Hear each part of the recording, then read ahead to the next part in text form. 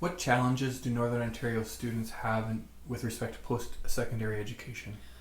The biggest challenge would be geography. Students living in Northern Ontario don't always have a post-secondary institution in their community. Currently, the only Northern Ontario post-secondary education institutions are Lakehead University, Laurentian University, and Algoma University. So more often than not, students living in the north need to relocate.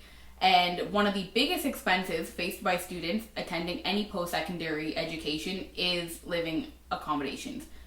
Tuition fees are high.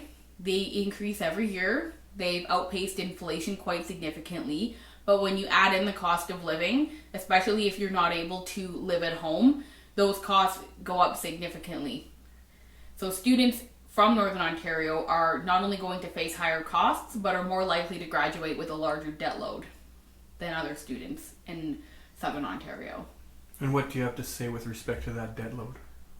Well, the debt load is a problem because we have a situation where students, such as myself, are graduating university with mortgage-sized debts. That really hinders your ability to graduate and put money towards your retirement or put money towards buying a house.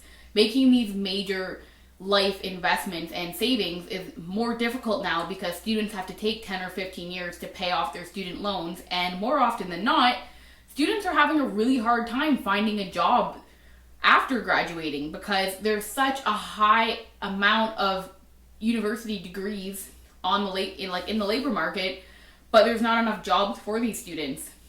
So really what we need to do is, number one, we need to either freeze or lower tuition fees. And they have outpaced inflation quite significantly. If they had kept up with inflation, the average Ontario tuition fee for a university education would be around $3,500. Now it's about $7,000. What's interesting is if you look at the rate that university tuition fees have increased since 1990, they've gone up about 263%. Minimum wage has only increased 103%. So that's a big problem. So what we need to do, in addition to lowering these fees, is providing more grants for students, especially students from Northern Ontario, because they're going to incur a lot more costs in order to access post-secondary education.